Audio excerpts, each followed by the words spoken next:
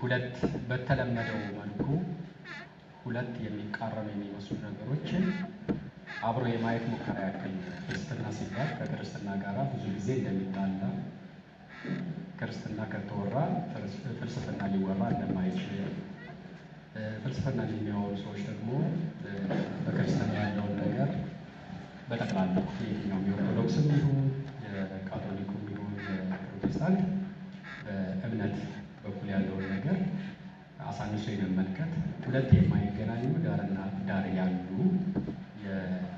የሚመስል አቀራረብ የተለመደ ነው።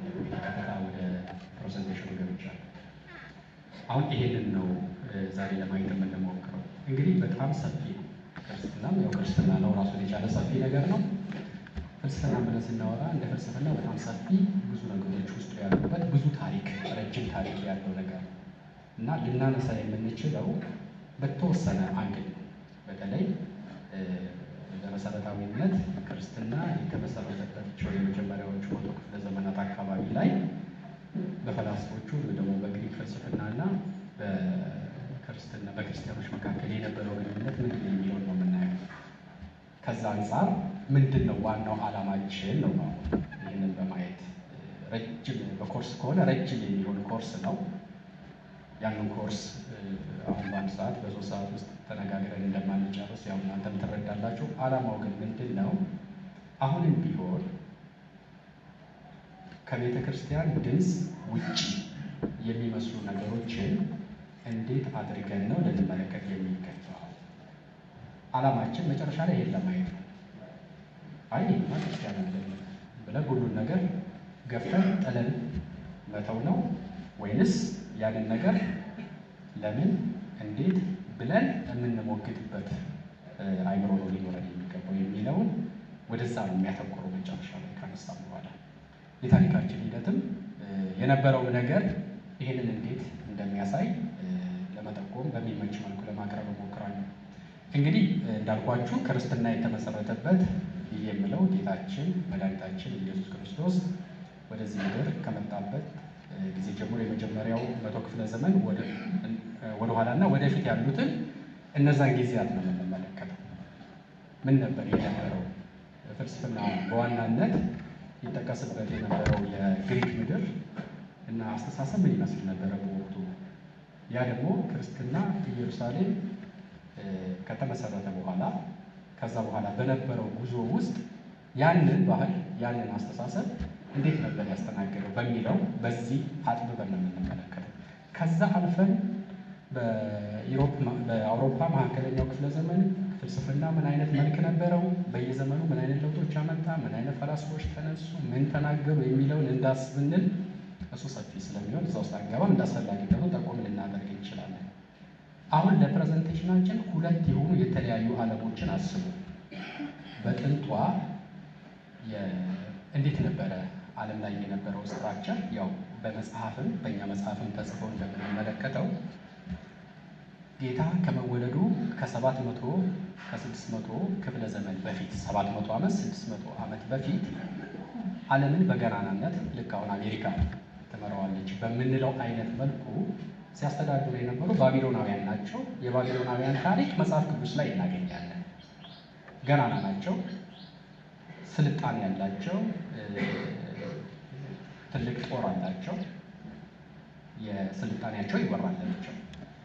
ከዛ ከነሱ በኋላ ከነሱ መሸነፍ በኋላ ሁለተኛ ላይ የዓለምን የስልጣኔ ኦርደር የተረከቡት ፐርሺያንስ ናቸው። አሁን ፋርስ የምንላቸው አሁን ደግሞ ወይም ኢራን አሁን ያለችው ኢራን ማለት ነው። ባቢሎን ሞሮርለስ አሁን ያለችው ኢራቅ ናት።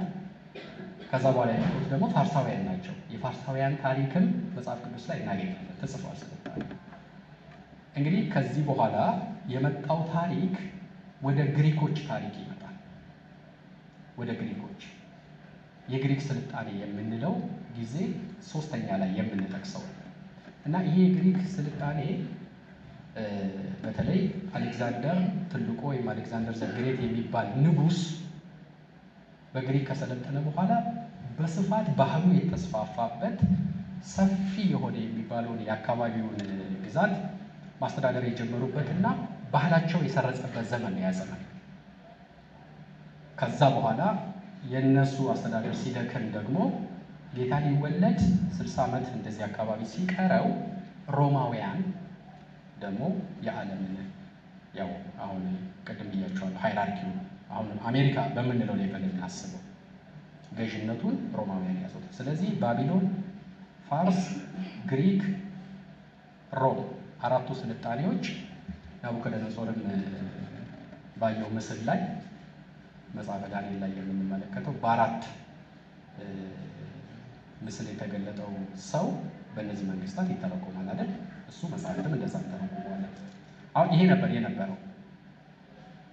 እነዚህ ነገሮች በሚያልፉበት ወቅት እስራኤላውያን ደግሞ አሉ።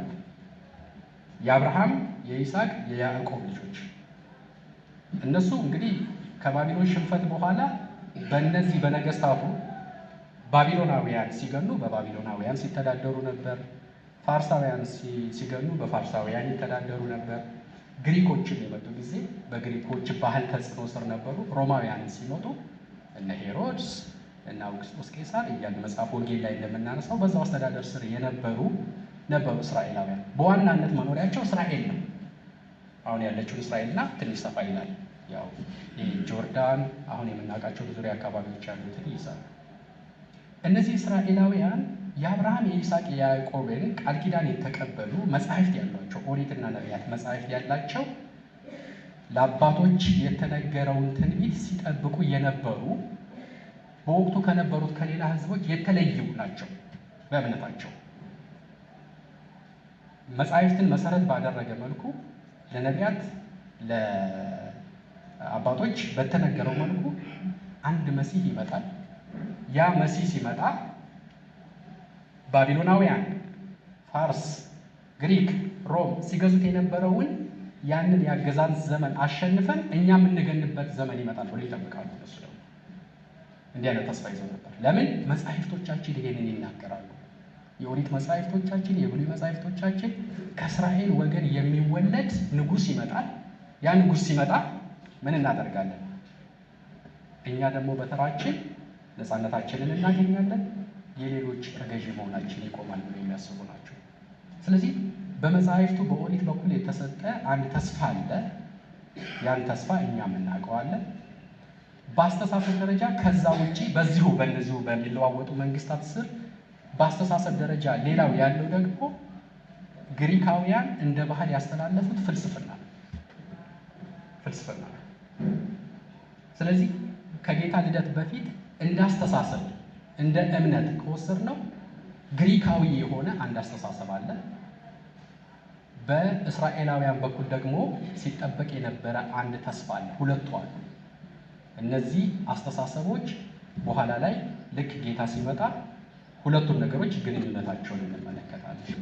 እና እንግዲህ የግሪክ ፍልስፍና ብለን ስንናገር እንደዛ ማለታችን ነው። ከጌታ ልደት በፊት የግሪክ ባህል በገነነበት ወቅት ተነስተው የነበሩ ፈላስፎች ሕይወትን ስለተመለከቱበት መንገድ፣ አካባቢያቸውን ስለተመለከቱበት መንገድ፣ የተናገሩት ንግግር፣ ያስቀመጧቸው ቲዎሪዎች ሕይወት ማለት እንዲህ ነው፣ እምነት ማለት እንዲህ ነው፣ ሰው ማለት እንዲህ ነው፣ ተፈጥሮ ማለት እንዲህ ነው እያሉ ሲናገሩ የነበሩ የግሪኩን ባህል የተከተሉ ሰዎች የተናገሩትን ፍልስፍናው ያንን የተከተለው ራሳቸውንም እንደ ፈላስፋ ስለሚጠሩ ፊሎዞፊ ማለትም ደግሞ ጥበብን መፈለግ ጥበብን ማጥናት ስለሆነ ጥበብን የምናጠናው የምንፈልገው እኛ ነን ብለው ስለሚያስቡ የነዛ ሰዎች መንገድ አለ። ትንሽ እሱን እንዴት ነው እድገቱ ምን ይመስል ነበር የሚሆን ለመጠቆም ያክል ማለት ነው። እንግዲህ በጥንት ግሪካውያን መጀመሪያ ላይ ወደ ፍልስፍና ወይም ወደ እንደዚህ ወደ ማሰብ ከመምጣታቸው በፊት በባህላቸው ውስጥ የነበረው ነገር ምንድን ነው? አማልክት አሏቸው። አማልክት ነበሯቸው ግሪካውያን በፊት። ይሄ የምለው እንግዲህ ከሶቅራጥስ ጊዜ በፊት በነበረው ጊዜ ውስጥ ነው። እና አማልክቶቻቸው ዋና ዋና የሚባሉት በቁጥር 12 ያክላሉ። አማልክት ስንላቸው አሁን እኛ አምላክ በምንለው እንዳታስቡት። የእነሱ አማልክት ይዋለዳሉ። ሰው ነው የሚመስሉት። ለጦር የሚረዳ አለ፣ ለውበት የሚሆን አምላክ አለ። አምላክ ብለን ስናስብ አሁን በምናስበው ክርስቲያን በሆነው ማይንድ አሁን እኛ እንደምናስበው አይነት አምላክ አለ። ግን ኦሎምፐስ የሚባል ተራራ አላቸው። እዛ ተራራ ላይ የሚኖሩ ሰው የሚመስሉ ግን ሰውን በተለያየ አይነት መልኩ የሚረዱ አማልክት ዋናዎቹ 12 ናቸው ብሎ ያስቡ ነበር በባህላቸው። እና እነዚህ አማልክት በየዘመናቸው ያደረጓቸው ገድላት ነው ወይንም ታሪክ አለ ስለነሱ የሚናገር እና አብዛኛው ይሄ ግሪክ ሚቶሎጂ ይባላል። ሚቶሎጂ እንዳፈ ታሪክ ማለት ነው። ይህ አምላክ እንዲያደረገ ያኛው አምላክ እንዲያደረገ የሚሉት ታሪክ አላቸው፣ መጻሕፍት አላቸው። በዋናነት ግን የነዚህ አማልክት ዋና መገለጫው የነዚህ አማልክት ሞራል የሌላቸው በጣም ጨካኞች፣ ሰው ላይ ሲፈርዱ ሰው ላይ የሚያደርጉት ነገር ተብሎ የሚወራው በጦር አደረጉት የሚባል በሚያደርጉት ነገር አደረጉት የሚባለው ነገር የሚያስወድዳቸው ሳይሆን የሚያስጠላቸው፣ ሞራል የላቸው፣ በጣም ጨካኞች ናቸው። እንደዛ አይነት ናሬሽን ነው ያለው። ናሬሽን በእንደዛ አይነት መልኩ ነው የተሳሉት። ከዛ ኦልሞስት ወደ 6ኛው መቶ ክፍለ ዘመን ከክርስቶስ ልደት በፊት ይሄንን የቆየውን የግሪኮችን አመለካከት ቻሌንጅ የሚያደርጉ ሰዎች መነሳት ጀመሩ። እንዴ ጨካኝ ከሆኑ እንደዚህ አረመኔ ከሆኑ አምላክ ብለን ለእነሱ መስዋዕት የምናቀርብበት ምክንያት እንደ አምላክም እነሱን የምንቀበልበት ምክንያት ምንድን ነው ብሎ የሚጠይቁ ማለት ነው። አሁን እነዚህ ናቸው እንግዲህ ፈላስፎች መባል የጀመሩት። ስማቸው ብዙ ነው። ፓይታጎረስን ታውቁታላችሁ ሂሳብ ስትማሩ። አንዱ ፍልስፍና የሱ ነው። ዜኖፋነስ ብዙ አሉ። ያው ዘርዝረን ስለማንዘልቃቸው ብዙ ናቸው። እነዚህ ሰዎች ምንድን ነው ፍላጎታቸው? አይ ይሄ ዓለምማ ይሄ ፍጥረት ለነዚህ ጨካኝ ኦሎምፐስ ተራራ ላይ ለሚኖሩ አማልክት ለሚባሉ ሰዎች ለነሱ ሊሰጥ አይገባቸውም። ስለዚህ ዓለምን የሚመራ የዓለም መሪ የሆነ ገዢ የሆነ አንድ አካልን በምርምርና በጥልቅ መፈለግ ጀመሩ። ማን ሊሆን ይችላል? እነዛ ሊሆኑ አይችሉም። በፊት አባቶቻቸው ሲያመልኳቸው የነበሩት የኦሎምፐስ አማልክት ሊሆኑ አይችሉም። ነገር ግን ዓለሙ ደግሞ ያለ መሪ ያለ ገዢ ሊቆይ ስለማይችል ማን ሊሆን ይችላል የሚለውን ጥናት በተለያዩ አይነት መንገድ አቅርቧል። ግን ፍላጎታቸው ምንድን ነው? እንደነዚህ ኢሞራል የሆነ ጭካኔ ያለበት ነገር የማይሰራ ለአምላክነት ክብር የሚበቃ አንድ የሆነ መርህ፣ አንድ የሆነ የበላይ አካል ያንን የመፈለግ ሂደት ለ600 ዓመታት ከዛም በኋላም ቀጥሏል። ብዙ ፈላስፎች ብዙ ነገሮችን ተናግረዋል። አንድ ወንጌል ላይ ቅዱስ ጳውሎስ የሐዋርያት ሥራ ምዕራፍ 17 አቴንስ ሲሄድ ያያቸው አማልክት ነበሩ። አሁን ፍለጋ ላይ ስለሆኑ ብዙ አማልክትን ያላቸው ይሄ ሊሆን ይችላል ይላሉ፣ ይሄ ሊሆን ይችላል ይላሉ። አንዳንድ ጊዜ ሀሳብም ይሆናል። ለምሳሌ ስለ ሎጎስ እናወራለን። አሁን አንድ መርህ አለ፣ አንድ ሎጎስ አለ ብለው ከሚናገሩት ጀምሮ የሆነ ስዕል ማስቀምጠው ለዛም አምላክ ነው የሚልም ዝብርቅርቅ ያለ ነው። በቃ ዋናው ፍለጋ ላይ ስለሆኑ የተለያዩ አይነት አካላትን የተለያየ አማልክት አድርገው የመሳለማት ነበራቸው እና አንድ ቦታ ላይ ቅዱስ ጳውሎስ ምንድን ነው የገጠመው? ከአማልክቶቻቸው መካከል እየዞረ ሲመለከት ምን አይነት አምላክ አገኘ? የማይታወቅ አምላክ። ያው እነዚያውን ፍለጋው ደግሟቸው አንድ መዳረሻ ላይ መድረስም አልቻሉ። ምን ብለው ስለሰጥ የማይታወቅ አምላክ። የማይታወቅ በጣም የሚገርመው ነገር ቅዱስ ጳውሎስ አቴንስ ሄዶ ስለ ትንሣኤ ሲያስተምር ራሱ ትንሣኤ የሚባል አምላክ ያላቸው ሁሉ መስሏቸው ነበር። ፍላጎት ላይ ነው ያሉት። በቃ ፍላጎት ላይ ነው ያሉት። ይመረምራሉ። ይሄ ነገር ምንድን ነው? ይሄ ነገር ምንድን ነው ሊሆን የሚችለው? እና የማይታወቅ ብለው ሁሉ የደረሱበት ቁርጥ ያለ ነገር ስለሌለ እሱን ምን አላቸው? እሱን ምን አላቸው? እኔ እነግራችኋለሁ። እኔ እነግራችኋለሁ። እና እንደዚህ አይነት ፍላጎት ውስጥ የነበሩ ናቸው። እንግዲህ እንዳልኳችሁ ብዙ ነው ሲያነሷቸው የነበሯቸው ነገሮች። ግን ከጌታ ልደት በፊት የነበሩት ሁለቱ ፈላስፎች እነሱን ለማንሳት ያክል አንዱ ፕሌቶ ነው፣ አንዱ ኤርስቶትል ነው። በአማርኛ እንደምንለው ፕሌቶን አፍላጦን ነው፣ በኤርስቶትልን ደግሞ አርስጣጣሊስ በአማርኛ እንደዚህ ብለዋል። ፕሌቶና አሁን ሁለቱ በወቅቱ ከነበሩ ገናኖች ወጥተው በጉልህ የሚነገሩ ናቸው። አሁን እነሱ የጻፏቸው መጽሐፍቶች ምናምን ደርሰዋል ስለሚነበቡ ነው። ሌሎች አልተናገሩም ማለት ነው። ፕሌቶ ምን ነበረ ሲያስብ የነበረው? በጠቅላላው ብናወራ እዚህ ምድር ላይ የምንመለከተው ነገር በሙሉ ውሸት ነው፣ ጥላ ነው። የነዚህ ጥላ እውነተኛ ምስላቸውና እውነተኛ ቦታቸው ሌላ ዓለም አለ ብሎ ያስባል። ለምሳሌ ይሄ ነገር ጠረጴዛ ምንድን ነው የሚባለው? አትሮንስ እውነተኛ ለሚባል አትሮንስ ምስል ነው እንጂ አትሮንስ አይደለም። ዛፍ ብታዩ ዛፍ ለሚባል እውነተኛ ሌላ ዓለም ላይ ላለ ፍጡር እዚህ ምድር ላይ የምናየው ምስል ነው እንጂ ይሄ ዛፍ በራሱ ዛፍ ማለት ይሄ አይደለም። ስለዚህ ምድር ላይ ያለውን ይሄ ቁሳዊ ነገር እንተወውና እነዚህ ቁሳዊ አካላት የወከሉትን እውነተኛውን ዓለም የምናገኝበት ወርልድ ኦፍ አይዲያስ ወርልድ ኦፍ ፎርምስ ይላል።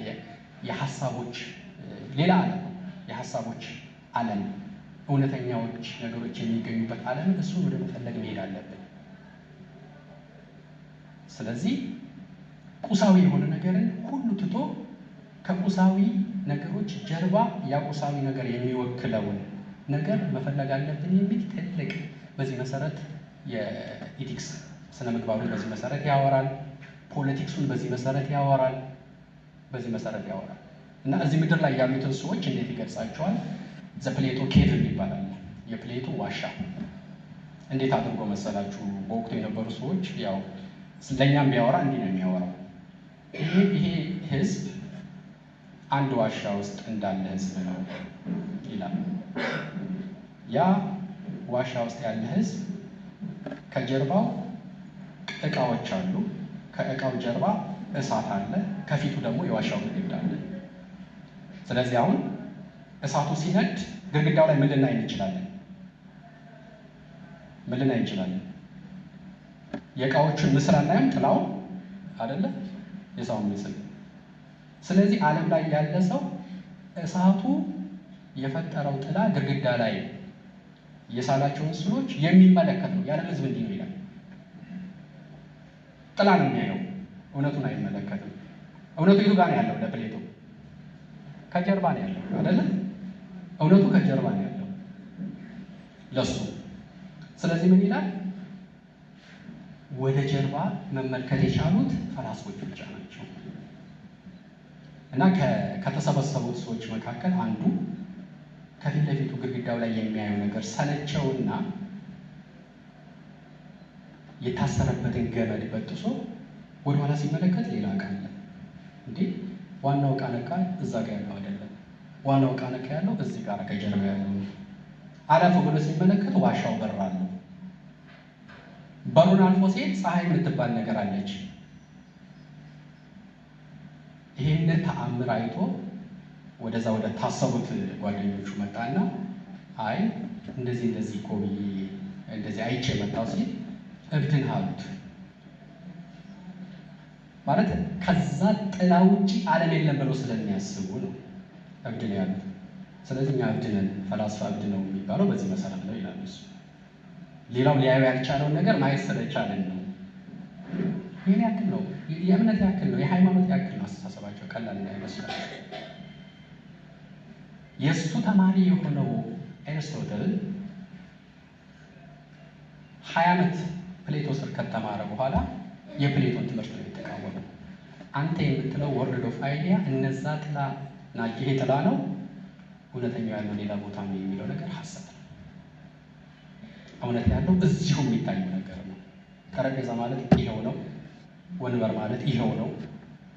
ሁለት የተለያየ በዚህ መልኩ አመለካከትን፣ በዚህ መልኩ ዓለምን፣ ሰውን፣ ሞትን፣ ህይወትን በእንደዚህ አይነት ከፍታ ነበረ ሲመለከቱ የነበሩት እና በዚህ መሰረት የግሪክ ፍልስፍና ያመጣቸው ባህል ሄሌኒክ ካልቸር ይባላል ተንሰራፍቶ ይኖር ነበር። በራሳቸው መንገድ በራሳቸው መንገድ ክርስትናን ሪያሊቲ እውነትን በራሳቸው መንገድ ለማግኘት ሲጥሩ የነበሩ ሰዎች ናቸው። እዛው ባቢሎን፣ ፋርስ፣ ግሪክ፣ ሮም በምንለው ካልቸር ውስጥ በዛው ሲቪላይዜሽን ውስጥ ማለት ነው። ከዚህ ውጭ የነበረው ማን ነው ብያቸዋለሁ። ማን ናቸው ከዚህ ውጭ የነበሩት? እስራኤላውያን ናቸው ከዚህ ውጭ ያሉት ሌሎቹ። እነሱ ደግሞ እንደዚህ አይነት አይደለም እውነት ማለት፣ እንደዚህ አይነት የአእምሮ መባዘን አይደለም። እውነት ምን እንደሆነ መጻሕፍት ነግረውናል። ለአባቶቻችን ለአብርሃም፣ ለይስሐቅ፣ ለያዕቆብ የዓለምን እውነት የሰውም ሕይወት የሰውም እውነት ተገልጧል። ለምሳሌ መጻሕፍት ሰው በእግዚአብሔር አርአያና አምሳል የተፈጠረ ነው ይላል። ይሄ ለሰው ማንነት በቂ ትምህርት ነው። በዚህ መልኩ ነው እኛ የተማርነው። መጻሕፍቶቹ የሚሉት እንደዚህ ነው። ይሄ ዓለም አስገኝ ፈጣሪ ያለው፣ ያ አስገኝ ፈጣሪ ደግሞ በመጀመሪያ የነበረ ነው። አምላክ ሰውንም የፈጠረ ፍጥረታትን የፈጠረ አምላክ የሚል አለ። ይሄንን ለአባቶቻችን ተገልጧል። መጻሕፍቶቻችን ይሄንን ይናገራሉ። ይሄ ነው የእነሱ ደግሞ የመጻሕፍቱን መንገድ ተከትለው ሲሄዱ የነበረው ማለት ነው። አሁን ሁለት ወርድ አለ እንግዲህ ይሄንን እንዳትረሱ። እዛው ግሪኩ ጋር እንመለስና ዮሐንስ ወንጌል ጋር እንመጣለን። አሁን ከፕሌቶና ከኤርስቶትል በተለየ መልኩ ይሄ ዓለም እዛው ግሪክ ፍልስፍና ውስጥ እንግዲህ የተባለው ነገር ብዙ ነው። እሺ እሱን ያው ታነባላችሁ፣ ትማራላችሁ። ይሄ ዓለም ዝም ብሎ የተተወ አይደለም። ይሄ ዓለም የራሱ የሆነ መርህ ያለው፣ የራሱ የሆነ ኦርደር ፕሪንሲፕል መርህ የሚመራበት ስርዓት ያለው ዓለም ነው። ስለዚህ በሚለወጡ ዓለም ውስጥ የሚለወጡ ነገሮች አሉ። በሚለወጡ ነገሮች ውስጥ የማይለወጥ አንድ መርህ ፕሪንሲፕል መኖር አለበት። የሚለወጡ ነገሮችን የሚመራ ከሁሉም በላይ የሆነ አንድ የሆነ ቀመርም እንበለው ስርዓትም እንበለው መርህም እንበለው አለ። ያ መርህ ባይኖር ኖሮ ኬዮቲክ ዓለሙ ዝም ብሎ ስርዓት አልባ ይሆናል። ግን ስርዓት አልባ አይደለም። ለምሳሌ ቀኑ ውሎ ማታ ይመሻል፣ ማታው ያልቅና ቀኑ ይመጣል። ስርዓት ያለው ነገር አይደለም። ወቅታት አንዱ ወቅት አልፎ ከሌላኛው ወቅት ይተካል። ስርዓት አለ። ስርዓት አልባ ቢሆን ኖሮ ስርዓት ያላቸው እነዚህ ነገሮች ልንመለከታቸው አንችልም። ስለዚህ ያ መርህ ምን አሉት? ሄራክሊተስ የሚባል አንድ የግሪክ ፍልስፍና ሰው ሎጎስ አለ አለ። ሎጎስ የሆነ አይዲያ አለ፣ የሆነ ፎርሙላ አለ፣ የሆነ ቀመር አለ፣ ነገሮችን ሁሉ የሚመራ ስሙን ማለት ሎጎስ ነው የሚባለው። ሎጎስ አካላዊ አይደለም፣ አምላክ አይደለም፣ ኦሊምፐስ እንዳሉት አማልክት አይደለም።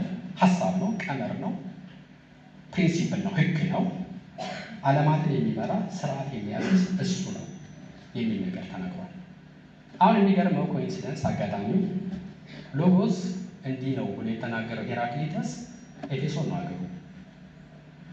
ኤፌሶን ማለት የወንጌላዊው ዮሐንስ ሀገር ማለት ያስተማረባት ቦታ።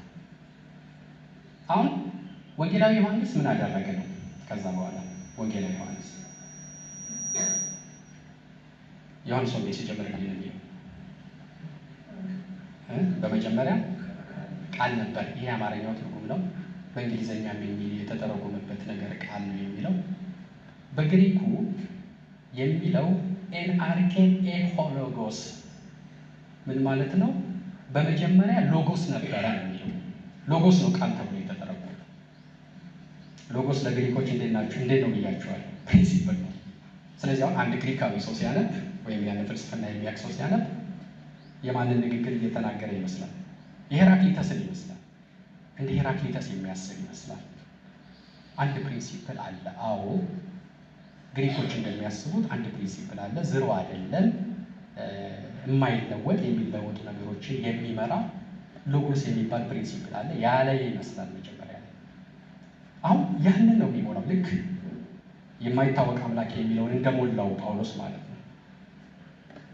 ነበረ፣ ሎጎስ ነበረ። ከዛ ሁለተኛው ምንድን ነው ወንጌሉ የሚለው? ያም ቃል በእግዚአብሔር ዘንድ ነበረ። አሁን ምን አደረገው? ያ ቃል ሀሳብ ብቻ አይደለም፣ ፕሪንሲፕል ብቻ አይደለም፣ ከሌላው አካል ጋር አብሮ ነበረ። አካላዊ ነው አለ ማለት ነው። አካላዊ ነው፣ አካላዊ ነው። እኛ ስንተረጉም በአባቱ ከአባቱ ከአብ ከሕይወት መንፈስ ቅዱስ ጋር አብሮ የነበረ አካል እንላለን አይደለ? አካላዊ ነው። እናንተ የምታስቡት ሀሳብ ብቻ አይደለም፣ ፍልስፍና ብቻ አይደለም።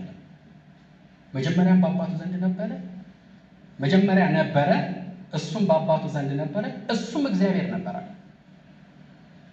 በአምላክነቱ ከአባቱ የሚያንስ አይደለም፣ እኩል በባህሪው እኩል ከአባቱ ጋር የሆነ ነው።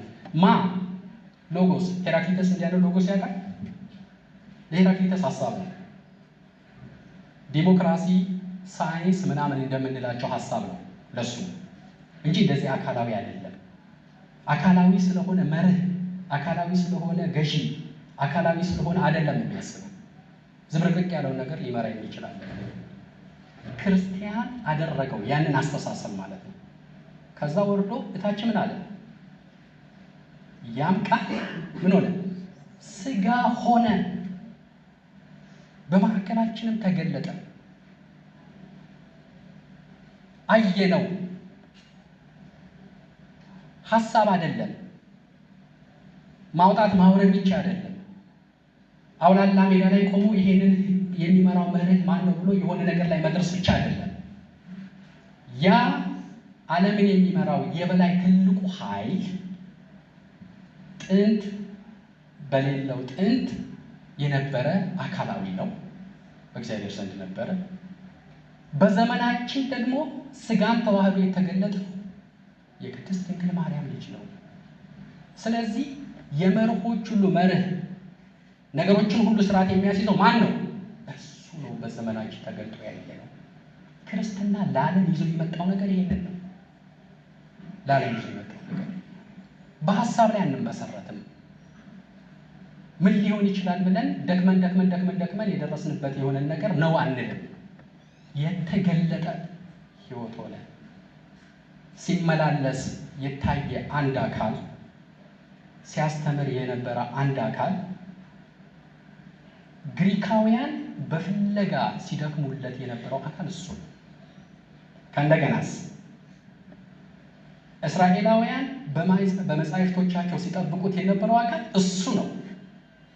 ሁለቱም ሪያሊቲ እሱ ላይ ኮንቨርጅ አድርጓል ማለት ነው። እሱ ላይ ተገናኝቷል። የእውቀታችን ምንጭ እሱ ነው።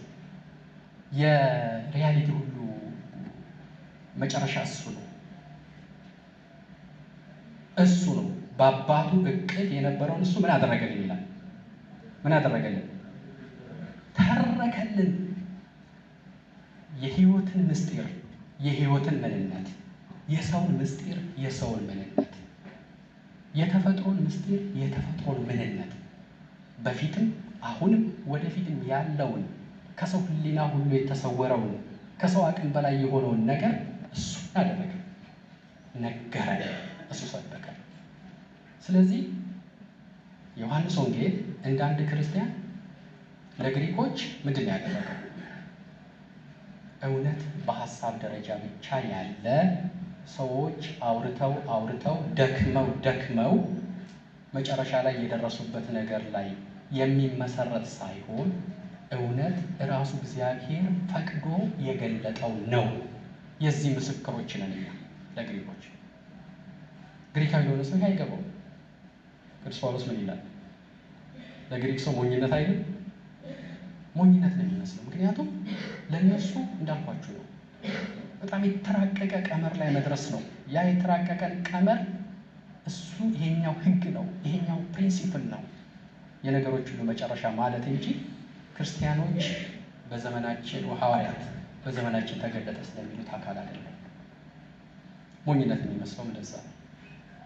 ክርስትና ግን ለግሪክ አይምሮ፣ ለግሪክ አስተሳሰብ ይዞ የመጣው ነገር ምንድን ነው?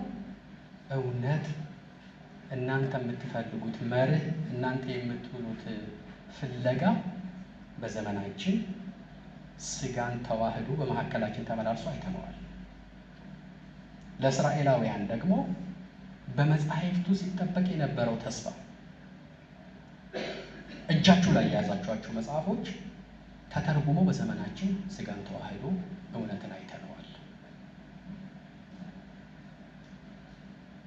ስለዚህ ክርስትና በፍልስፍና ውስጥ ያለውን መሻት ፍላጎት ምን ያደረገ ነው? የፈጸመ ነው። የዮሐንስ ወንጌል ይሄ ነው። ቃልም ስጋ ሆነ ማለት አይቼው በመካከላችንም ተመላለሰ፣ አይተነዋል። እንደናንተ አይምሮ በመባዘን ብቻ ልንቆይ አንችልም። አይተነዋል፣ ምስክር ነን።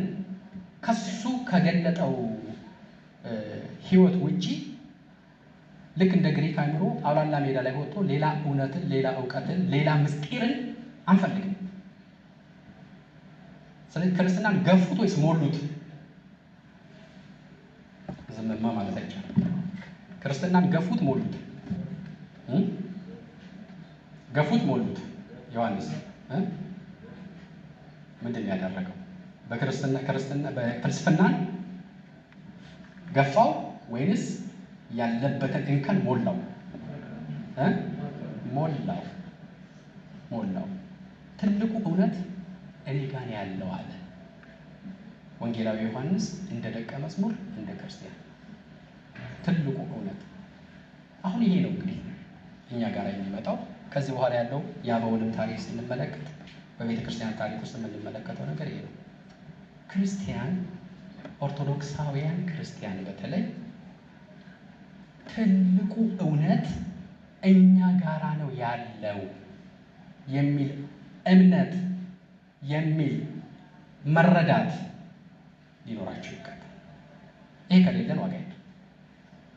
ይሄ ነው የሐዋርያቱ አይምሮ። በፍልስፍና የሚነሳውን ነገር ከኔ ከሃይማኖቴ ሊያስጥለኝ ይችላል፣ እንግዲህ አይደለም። እሱ ያላየውን ነገር እኛ ልናይ እንችላለን። ለምን? በዛ መልኩ ስለተሰጠ።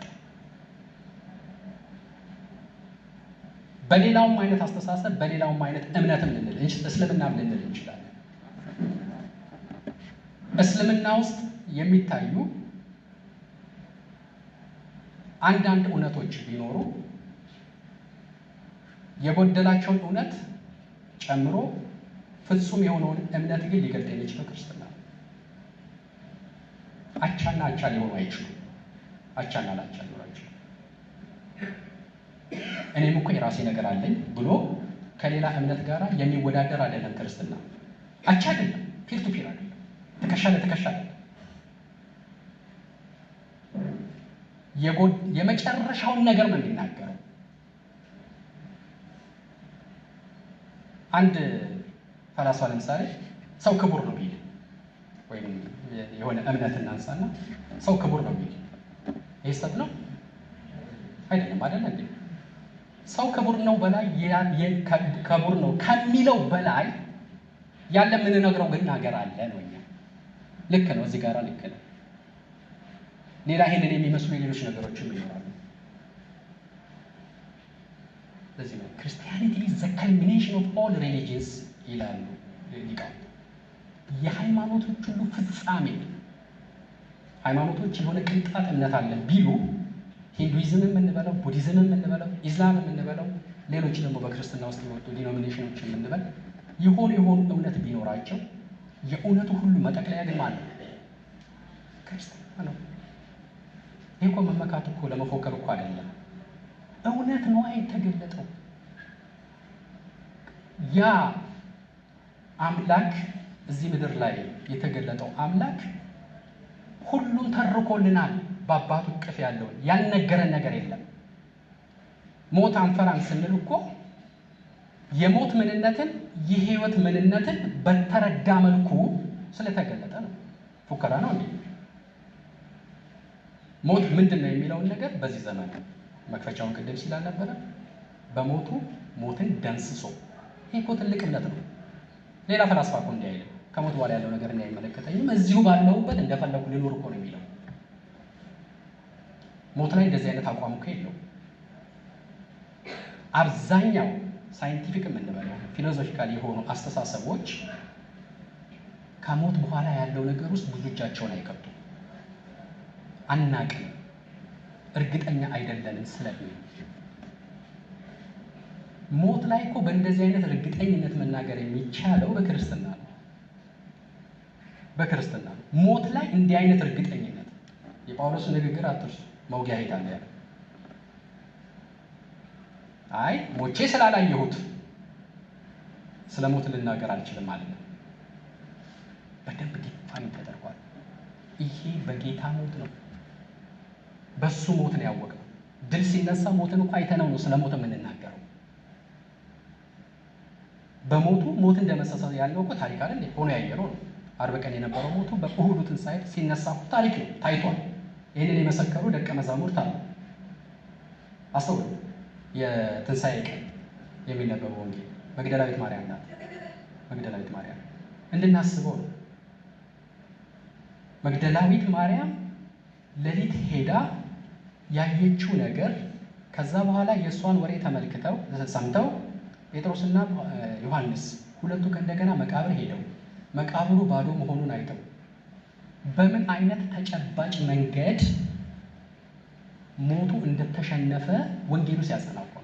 በትንሣኤ እኮ የምናነባው እኮ ይሄንን 100% 100% ሞት ላይ ግልጽ የሆነ እውቀት አለን እንደ ክርስቲያን። ሞት ላይ ግልጽ የሆነ እውቀት አለን።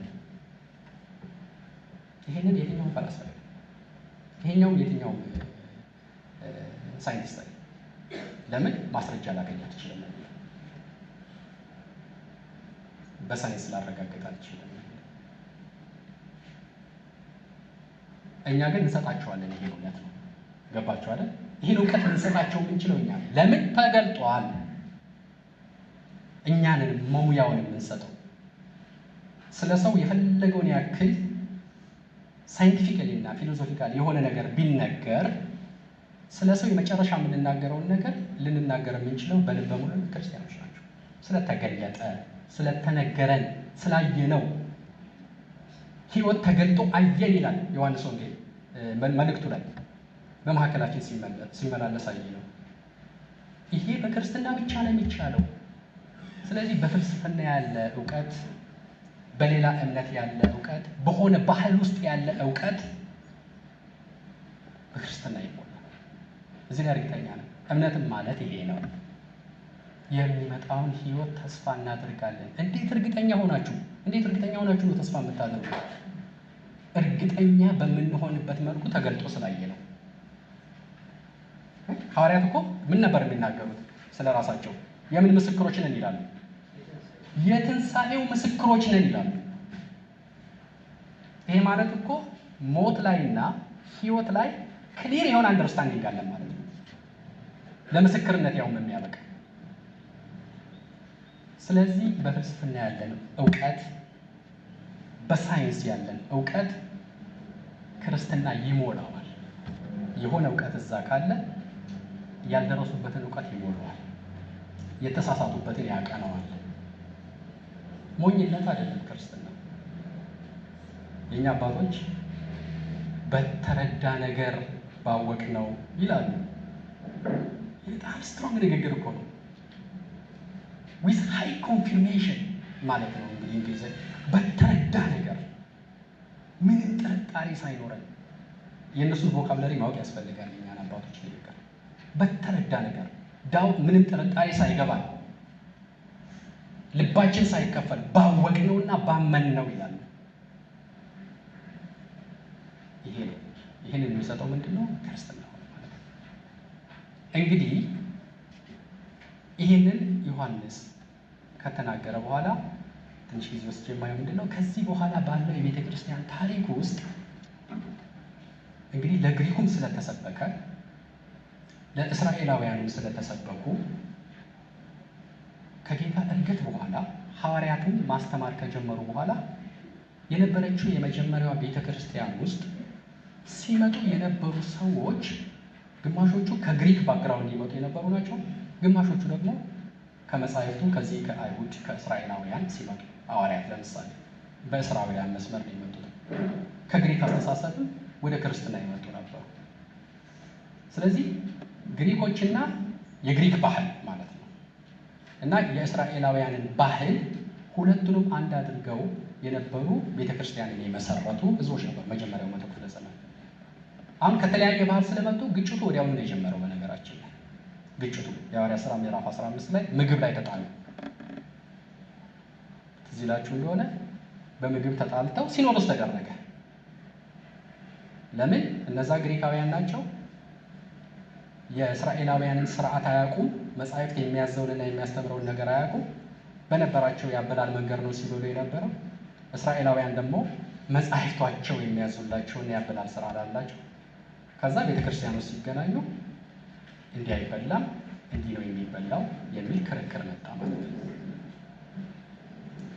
ይሄ ክላሽ ኦፍ ካልቸር ነው፣ የባህልና የስርዓት ክላሽ ማለት ነው። ይህንን ሐዋርያት ሲኖዶስ እየሰሩ ፈርዘር እያስተማሩ ሁለቱንም አንድ የሚያደርግ ትምህርት በስርዓት እየሰሩ ሲሄዱ እንመለከታለን። ከዛ በኋላ አለፍ ብሎ በተለይ ዘመነ አበው የምንለው ይሄ መጀመሪያው መቶ ክፍለ ዘመን እስከ አምስተኛው መቶ ክፍለ ዘመን በነበረው ጊዜ ውስጥ የግሪክ ጥያቄዎች ቤተክርስቲያን ውስጥ ሁሉ መነሳት ጀምረዋል።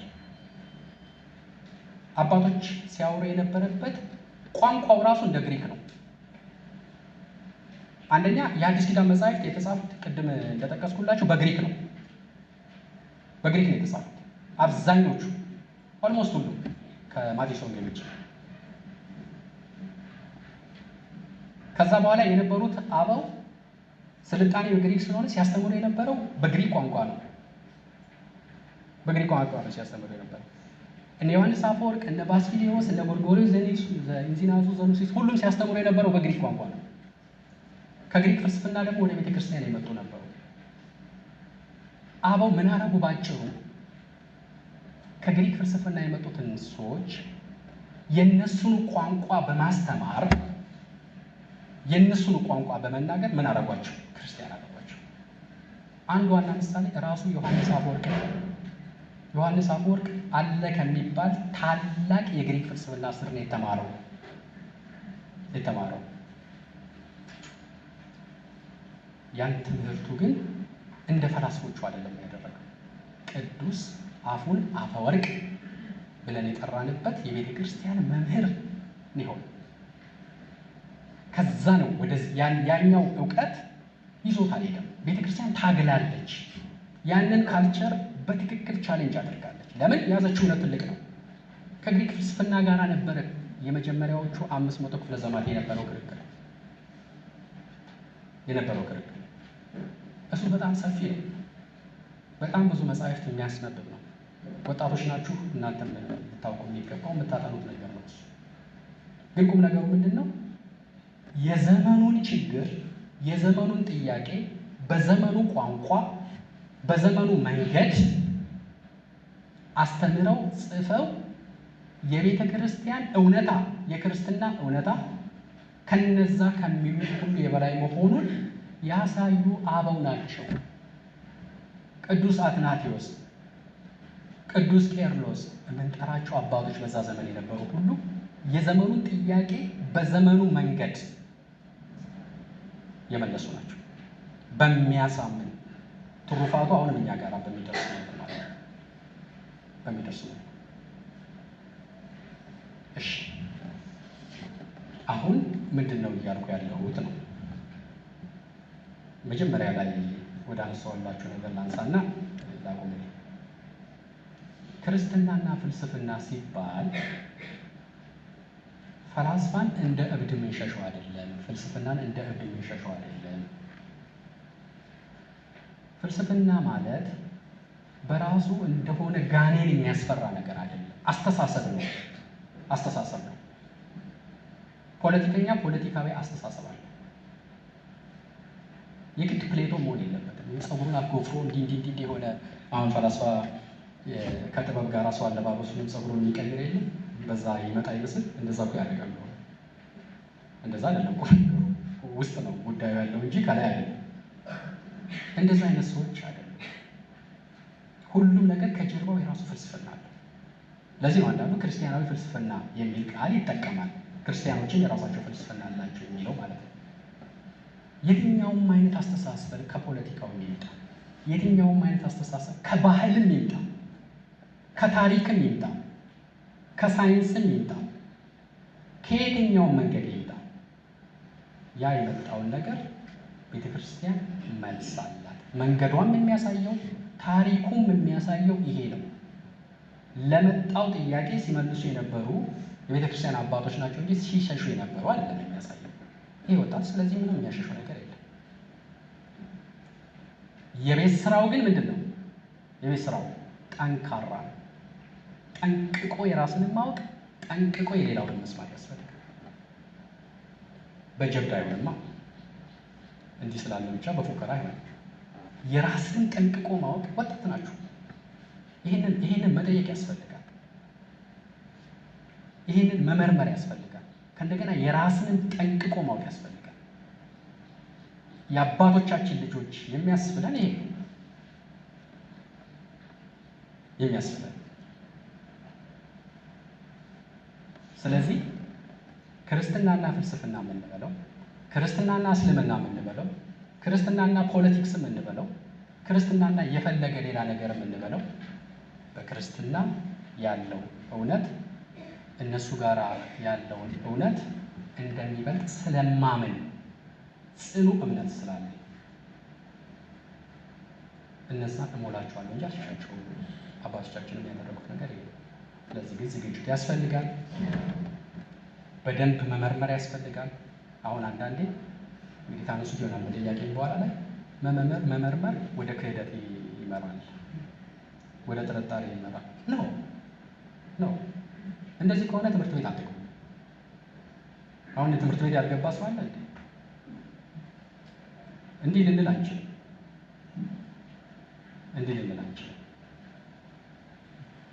መሰረት የሌለው ከላይ የሆነ ያልዳበረ በደንብ ያልተጠየቀ ነገር እንኳን አይደለም ከሌላ ቦታ መጥቶ እኛ ጋር ቢሆን ያጠፋናል። ማለት የክርስትናውንም ነገር በአግባቡ ካልወሰድ ነው፣ በትክክል ካልተረዳ ነው የሚያጠፉ ነገሮችን እናደርጋለን። ባህላዊ የሚከተለው ሰው ምንድን ነው የምትሉት? በቃ ማንንም አይሰማም። ቆይ ይሄን ነገር እኔ ብሎ አይጠይቅም። ለምንድን ነው የሚደረገው ብሎ አይፈትሽም። በቃ ነፍሴ ነግራኛለች ብሎ የሚሄድ ሰው ይሄንን ከክርስትና ስላገኘው ነው አይደለም። እኛ ጋራም ያለው ነገር ካልተመረመረ፣ በደንብ ካላየ ነው፣ ሊቃውንቱን ካልጠየቀ፣ ስርዓቱ ጋራ ይሄዳል አይሄድም፣ መጻሕፍቱ ጋራ ይሄዳል አይሄድም፣ ወንበር ላይ የተቀመጡ የሚያስተምሩ በወንበር የተማሩ ስርዓት ያለው እኮ ነው የኛ ታሪክ የኛ ትውፊት። እነሱ ጋራ ሄዶ መጠየቅ፣ እነሱ ጋራ ሄዶ ጉዳዩን ለመረዳት መሞከር ከሌለበት ዝም ብሎ የሚያዝ ነገር እኛ ጋር የሚያልኩ ጥፋት ያመጣል። በዚህ መልኩ የያዝነው ነገር ደግሞ የተረዳነው ነገር ለሌላው ብርሃን ነው የሚሆነው። ስለዚህ ሁሌ ይህንን የቤት ስራ መርሳት የለብንም። ምንድነው ትውፊታችን የሚለው? ምንድነው ሊቃውንቱ የሚሉት? ይህ ሁሉ መጽሐፍት የኛ ሊቃውንት ጽፈው ይህ ሁሉ መጽሐፍ ምንድን ነው የሚለው? 10,000 ብራና አለን 100,000 ብራና አለን ብለን ለመኩራራት ብቻ አይደለም። ምንድነው አንዱ ብራናስ የሚለው ምንድነው? ምንድነው ውስጡ ምንድን ነው ያለው? ጠዋት ከተወሰኑ ልጆች ጋር እያወራን ነበረ። ጸሎታቱ አሉ የምንሳተፍባቸው በቅዳሴም በኪዳንም በሌላው በጊዜ የሚቀርበው ነገር ምንድነው ውስጥ የሰጠኝ መልእክት? ትርጉሙ ምንድነው? መልእክቱ ምንድነው? አሜን እያልን ነው። አሜን የምለው ነገር ምንድነው? አሜን ማለት እኮ መቀበል፣ ይሁንልኝ፣ ይደረግልኝ፣ እውነት ነው ማለት ነው። ምኑ? ይሄ መጠየቅ አለብን። መምህራን ሩቅ አይደለም፣ አልተሰደዱም፣ ሌላ ሀገር እዚሁ ነው ያሉት። ይሄ እኮ ነው አሁን ፍልስፍና የሚለውን ነገር የመሸሽ አባዜ መጠየቅ የሚለውን መመርመር የሚለውን ነገር በድፍኑ እንደ የመሸሽ አባዜ የእኛን እንኳን እንዳንጠይቅ ያደርጋል። ይሄ እንደ ዝንባሌ ጥሩ አይደለም። በተለይ በዚህ ዘመን ይሄን አስመልክቶ በተለይ በዚህ ዘመን ስለዚህ ክርስትናና ፍልስፍና ክርስትናም ክርስትና ነው፣ ፍልስፍናም ፍልስፍና ነው። በታሪካችን ክርስትና ፍልስፍናን እንዴት እንደያዘ እንደዳሰሰው ሁሉ ክርስትና አሁንም ቢሆን ፍልስፍና ወይንም ሌላውንም አስተሳሰብ የሚይዝበት ታሪክ ልምድ አለው። በዚህ መልኩ ትኩረት ያስፈልጋል፣ ንባብ ያስፈልጋል፣ ሊቃውንቱን ማማከር ማውራት ያስፈልጋል፣ እርስ በርስ መነጋገር ያስፈልጋል የሚለው ነው። ስለዚህ ይጣላል ወይስ አይጣላም ማለቴን አላውቅም። ያው እስኪ ወደ እናንተ ጥያቄ ልምጣ።